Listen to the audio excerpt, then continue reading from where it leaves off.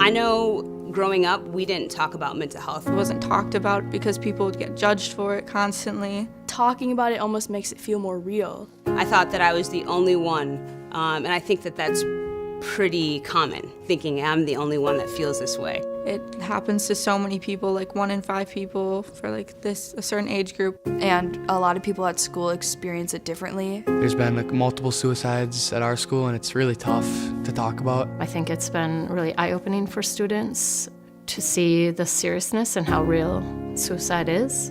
And I think ending the silence is really helping us move in the right direction and prevent that from happening again.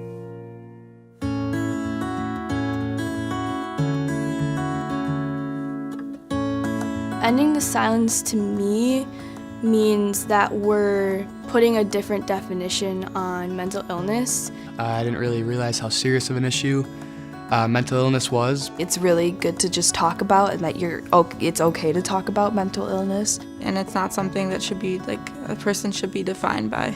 It started with not many people having the conversation about mental health in general, and now we've reached nearly 800 students in the past couple of years. When I now talk about it as an adult and share with kids, hey, this is what I was experiencing as a teenager, it's really okay to talk about it. You're not alone. I think it's helpful to hear that from someone who's been there. I might not have every answer or every strategy or every tool for them, but at least I can say, like, I'll walk this path with you because I've been there. I know what it's like, and I know that it does get better if you keep pushing forward. If you're struggling with depression or anxiety, how's that impacting your social life? How's that impacting your school? How are you able then to live a whole and complete life? We know that shame is bred in secrecy, and so it's really important, I think, to just continue to have the conversation for stigma reduction and awareness efforts. My whole point of us talking about whether it's physical health conditions or mental health conditions is so that we start that conversation and we realize we don't have to sit there and struggle with it for 2 more years, 10 more years, 20 years, and live not as healthy of a life or happy of a life.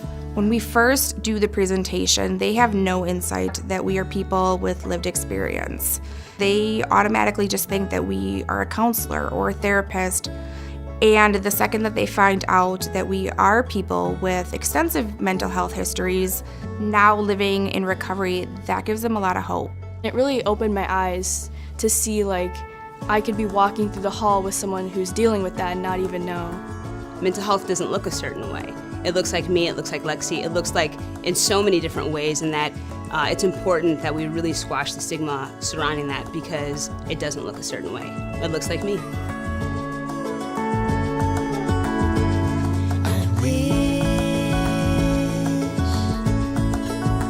I wish I knew.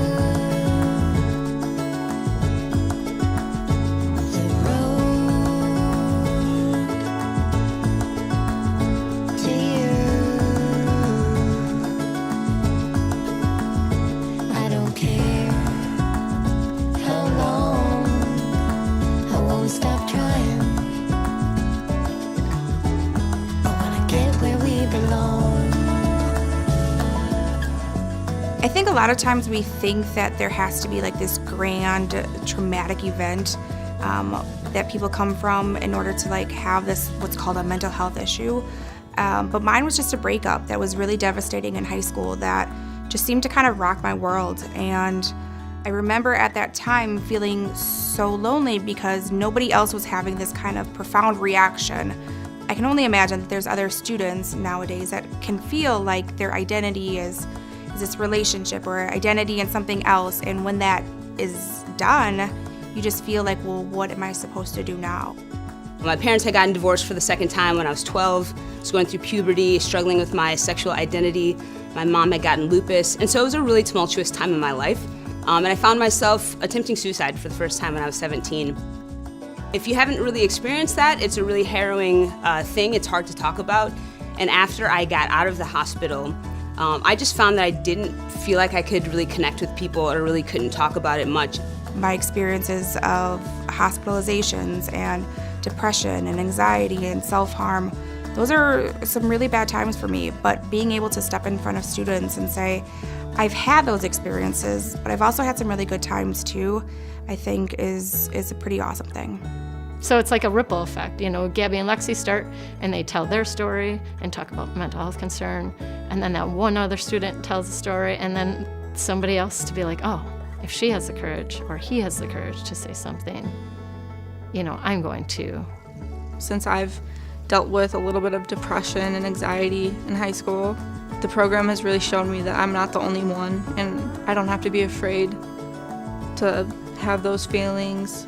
It's really good to learn about it and just get informed on how I can help people that I know are struggling with it. I think the difference is that people are now able to communicate better with one another about what they're feeling. The whole point of this Ending the Silence is to talk about it and not be ashamed of it. The Ending the Silence presentation made me feel assured that there's people out there who care, and a support system for myself, my friends, peers around me that may have been struggling with something like that, and now they have something they can turn to and realize, you know, that there's other people who deal with that. If we impact one person in my class of 30, I think we did our job.